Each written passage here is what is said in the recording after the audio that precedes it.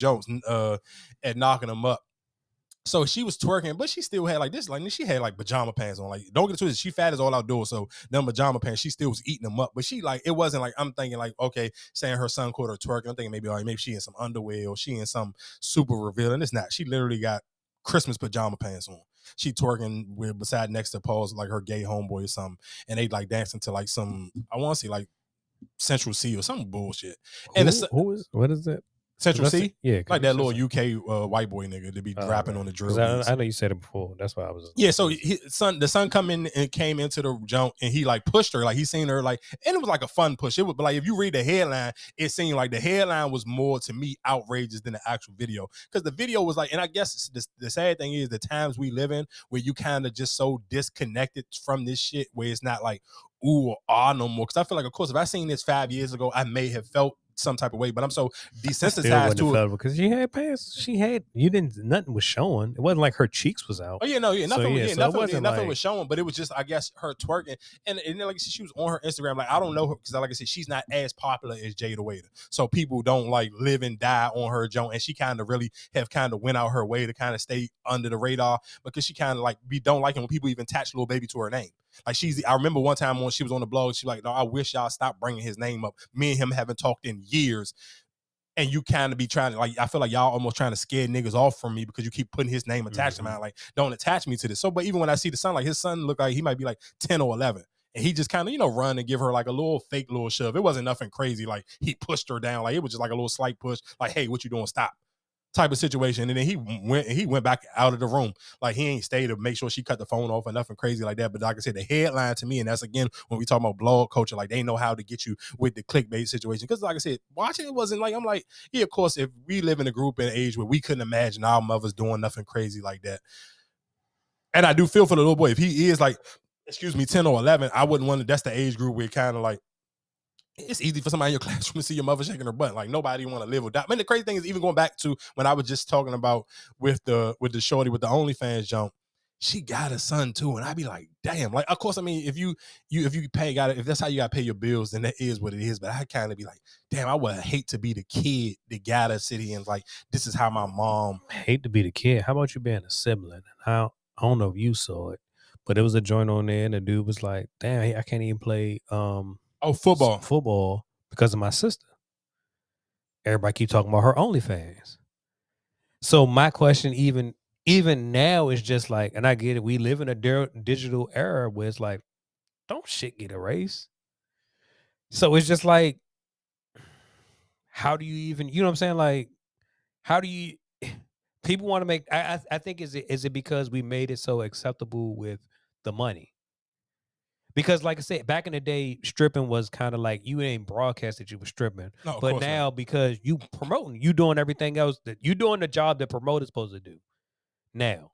And so it's like, you got to promote yourself. You got to sit here and say, because if let's be honest, if OnlyFans was even in back of the day, you'd be more discreet with it. You were trying to, you don't want everybody and their mother. But now it's just like, all right, as long as they paying, I don't care.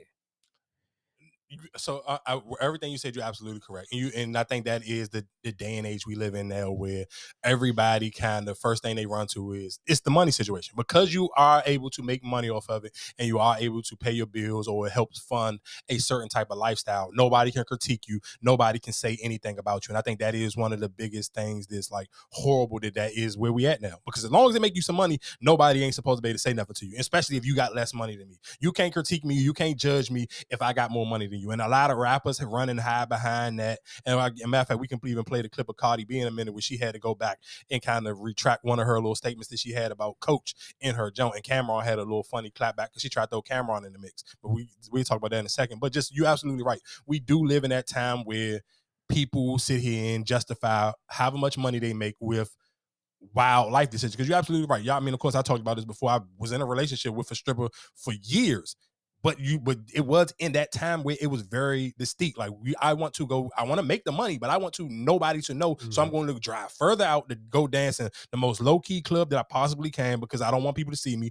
Or even at one point in time where all the PG County and DC girls would ride to Baltimore and dance in Baltimore, because it was only, like, realistically at that time, nobody even knew you was out there. It was a working class people. Or you would dance on a day shift where you knew it was only older men in it, mm-hmm. where you would personally miss your age group of people. Like, you went out of your way so nobody would know how you dance. And even when you go out in public, of course, that's when True Religions and Uggs was first getting popular and all the like expensive designer jeans. Like, these girls will be fully dressed. Mm-hmm.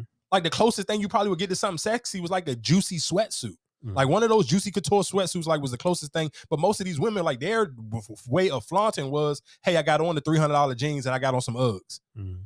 So that's the only way you could kind of like, oh, that was like the stripper, like that was their way of kind of showing you, hey, I got money. Like, if you go back and look at, like, I mean, of course they're not on social media, but like all my old pictures with Lola, that's how you used to see them. Like, that was just like like her and all her homegirls would literally just have on True Religions. And that was their way of kind of flexing, like, I got money. Because there was at that time, wearing a pair of $300, $400 jeans was a big deal.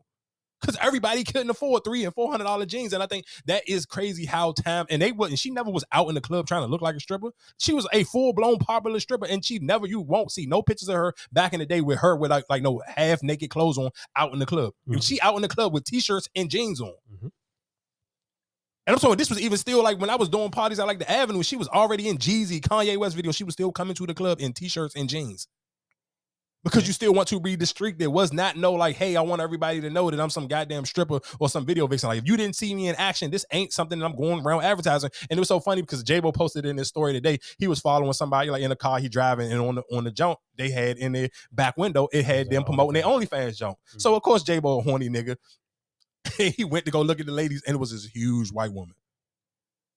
I'm talking nigga huge, like Sherman, like that type of huge.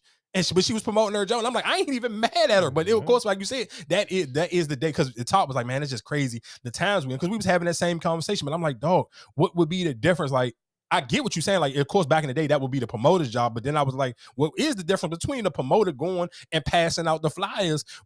Back in the day, I was one of those promoters going to put the flyers at the Home Depot because they wasn't on the flyers. Yeah, because those girls wasn't on the flyers, of course. Everybody else was on the flyer. Yeah, everybody else. Yeah, he was not even in the strip club.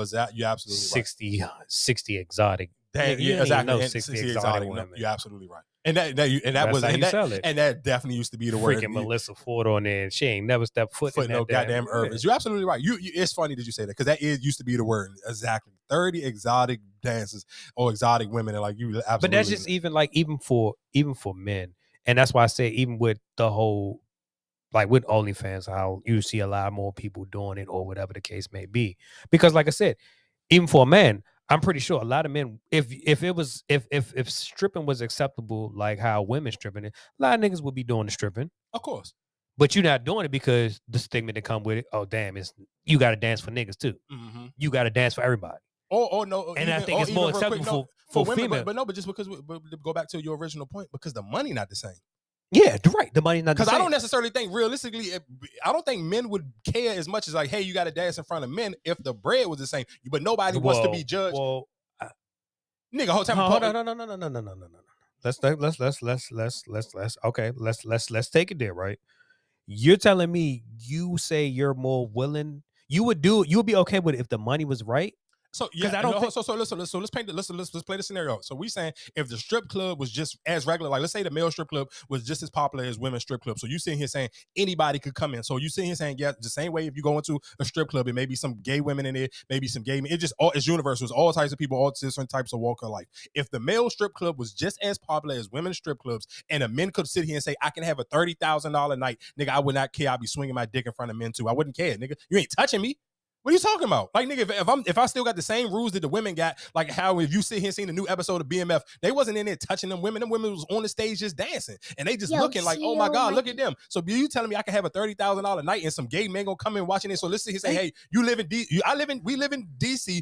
One of the biggest pride parades or that whole little weekend is in May in DC. So you sitting here saying if I was I'm just still a straight man, but I know for a fact, hey, when gay pride come in May, and I know for a fact when we even talking about the Memorial Day situation with Miami, but I know for a fact if I dance this weekend, this gonna be my biggest payday. But it's just gonna be a bunch of gay men making it rain on me. I do not care. Sign up the goddamn rainbow. I'm gonna swing my dick to some Saucy Santana. I don't care what you talking about, nigga.